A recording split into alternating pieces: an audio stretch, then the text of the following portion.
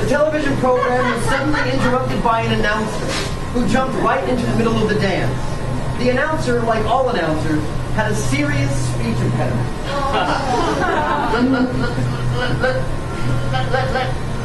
Ladies and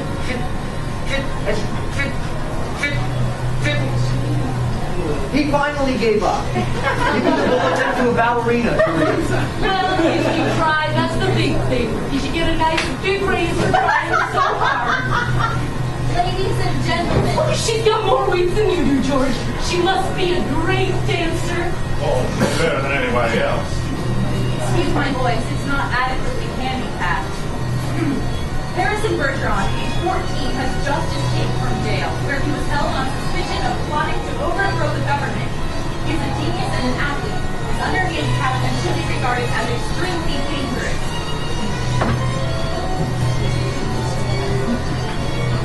Harrison Bergeron was exactly 7 feet tall.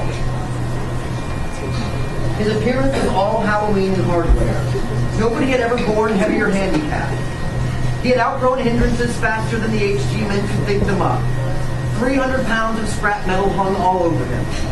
He was like a walking junkyard. Instead of small headphones for a handicap, he wore an enormous pair of spectacles with thick, wavy lenses.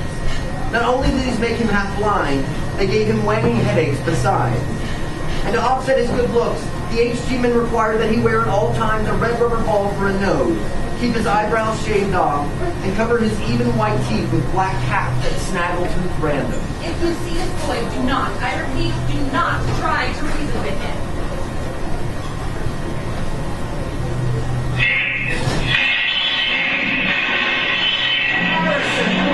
Oh my God!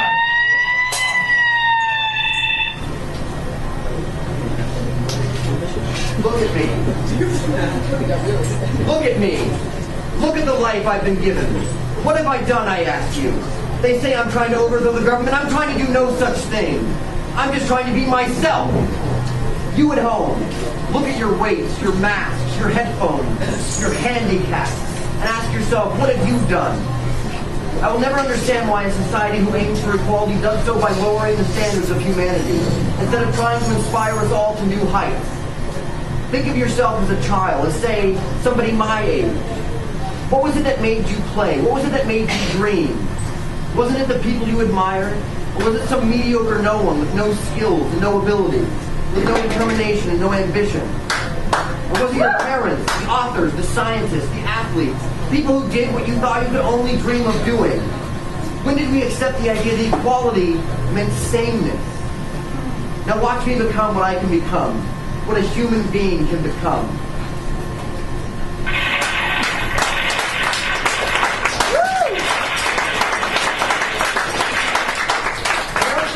Straps of his handicap harness like wet tissue paper. He snapped the bar of the padlock that secured his headgear like celery. I am now free of the burdens of this handicapper general. I am now fully, finally human. Who will join me? Who dares to undo the damage of this government? No one? Will nobody join me? Doesn't anyone in this frightened country want to stand up? I will. Thank you, darling. Now, I doubt we have much time. Shall we show the people the meaning of the word dance? Music. Harrison went and grabbed a violin player in the studio and removed his handicaps too. Now play your best, the way you've always dreamed of playing. No! Play like I know you can play. I saw those handicaps. And not any of that shit that they make you play. Play what made you love music in the first place. And since this may be the last song I ever hear, please, I beg you, play well.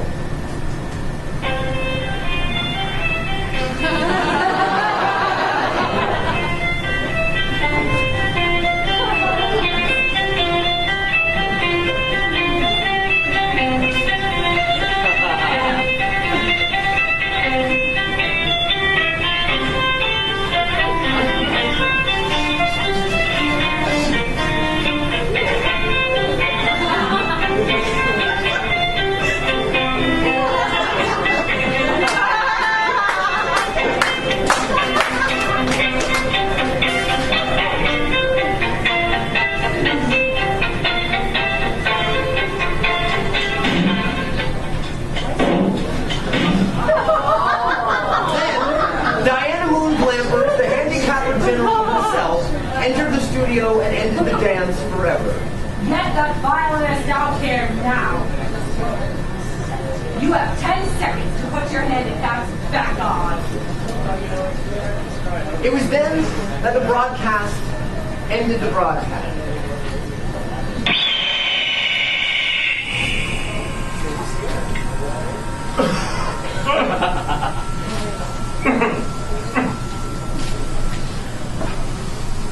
Oh, I'm gonna get a beer.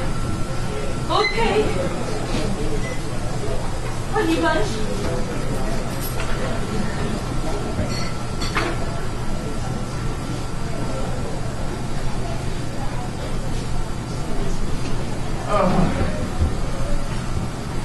Grand. Yep. Well, what about? I forget. Something real sad on television. Well, what was it? All kind of mixed up in my mind. Forget sad things. I always do. Bergeron.